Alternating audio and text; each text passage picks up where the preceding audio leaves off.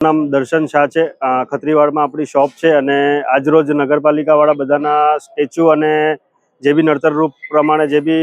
દુકાનની બહાર રાખ્યું હતું એ બધું એ લોકોએ જમા કર્યું છે અને એ બાબતે અમે બધા વેપારીઓ ભેગા થયા છીએ કે વેપારીઓને જ શું કામ હેરાન કરે છે અને અમારે બધા 90% બધા રેડીમેડવાળા છે અને રેડીમેડમાં અમે ડિસ્પ્લે નહીં લગાવશું તો ધંધો કેવી રીતે કરશું। એટલે એ જ બધી અમારી રજૂઆત હતી અને એ જ બાબતે અમે બધા ભેગા થયા અને 5 જણા જઈને સીઓ સરની ઓફિસે સીઓ સરની મુલાકાત લીધી છે। સીઓ સરને બધી રજૂઆત કરી છે અમારી આ પ્રોબ્લેમ છે। નગરપાલિકા વિસ્તારમાં જે આપણે આઝાદ ચોક વિસ્તાર છે, ખત્રીવાડ વિસ્તાર છે, એમજી રોડ વિસ્તાર છે,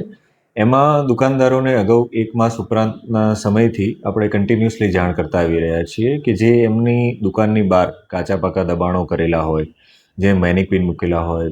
જે પછી કાઉન્ટર્સ મૂકેલા હોય, એ તમામ જે કોઈ પણ વસ્તુ ટ્રાફિકને અથવા પાર્કિંગને અડચણરૂપ હોય એ તમામ દૂર કરવા આપણે સૌને સમજૂત બી કરેલા છે અગાઉ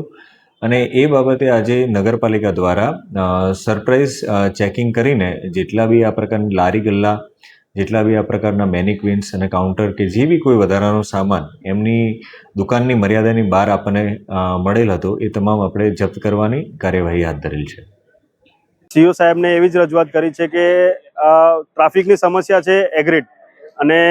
અમે બધા રેડીમેડનો ધંધો કરીએ છીએ। અમને એટલીસ્ટ થોડુંક ડિસ્પ્લે આપો જેથી ટ્રાફિકને પણ ન નડે અને અમારો પણ ધંધો ચાલુ રહે। અમારી એટલી જ સીઓ સાહેબને રિક્વેસ્ટ છે કે થોડુંક અમારા વેપારીઓ તરફ ધ્યાન રાખે અને અમને થોડુંક ડિસ્પ્લે રાખવાની જગ્યા આપણને એક હદ નક્કી કરે કે આ હદ સુધી તમે રાખો જેથી ટ્રાફિકનો પણ સમસ્યા ના આવે અને અમારું પણ ડિસ્પ્લે રહે અને અમારો બી ધંધો ચાલુ રહે। એ હદ એક હદ નક્કી કરવામાં આવે ને એ હદ પછી જે બી કોઈ બી વસ્તુ રાખવામાં આવે તો એના પાછળ તમે એક્શન લો, એના માટે અમે બધા જ સરકાર આપવા માટે તૈયાર છીએ।